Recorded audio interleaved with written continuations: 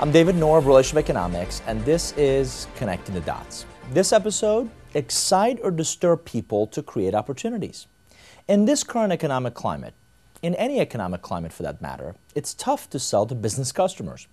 Budget cuts, diminishing client relationships, more diligent, often committee reviews of your proposals, an elevated decision-making process and roles within the organization are all making prospecting, proposing, negotiating, and particularly closing business that much tougher for everyone.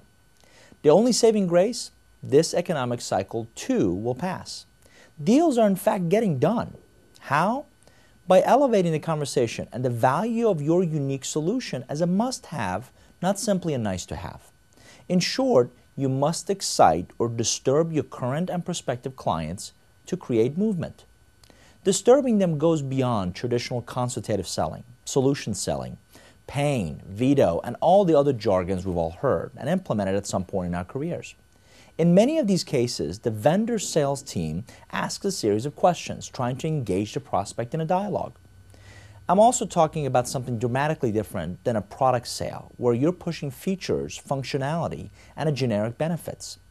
Disturbing them is all about helping customers see a competitive situation with a new perspective, often more painful to ignore now than to go ahead and address. It's not for every campaign, and certainly not right for every seller's DNA, but if the way you've been prospecting just isn't working anymore, you may want to consider the following 3 critical steps. Before we cover the steps, consider the following.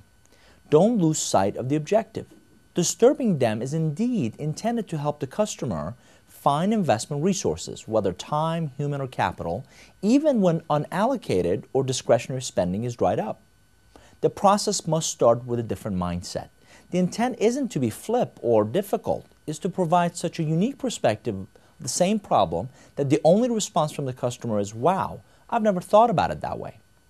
You must be able to connect the problem with a solution that you can actually offer, the one that immediately addresses the issue on the table. This isn't time for fluff or promises that you can't keep. Value promised, value delivered, period. So here's how to disturb your customers intentionally. Number 1, think big. Focus on a serious threat to the bottom line to make it worthwhile for an executive to meet with you, and much higher propensity for a return on your investment of time and effort in a sales campaign.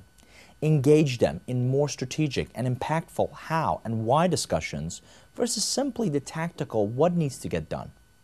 Look for incongruence between what they're thinking and doing versus the stated strategic objectives of the organization. What flawed assumptions are they making?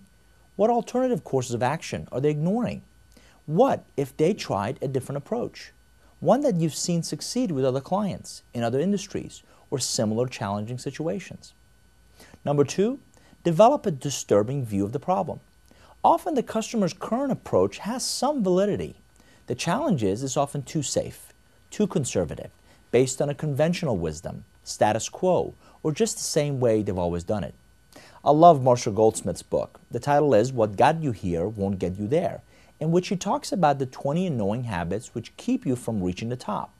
The same recommendations to individuals also apply to organizations. Your market is changing all around you. Without a unique, independent perspective of the perceived value you deliver, the risk of having that value chain disrupted increases a great deal. A mentor once told me that value creation is derived from value chain disruption.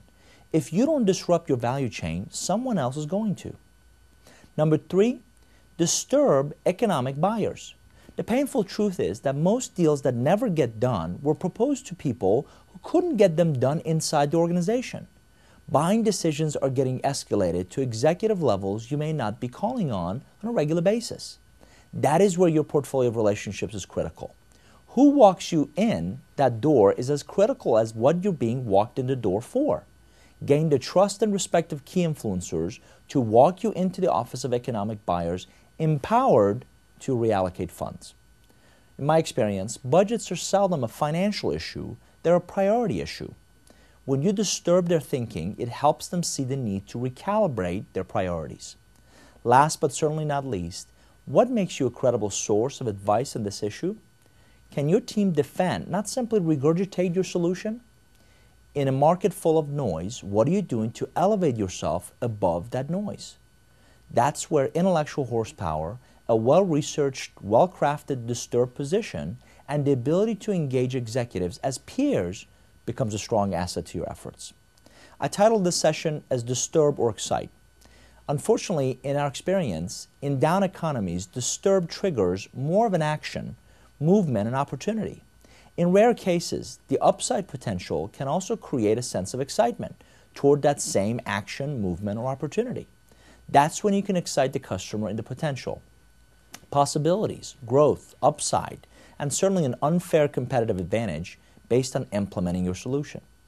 Let me ask again, in these economic times, are you disturbing your most valuable relationships with a unique perspective, compelling enough for them to reallocate resources to engage and implement?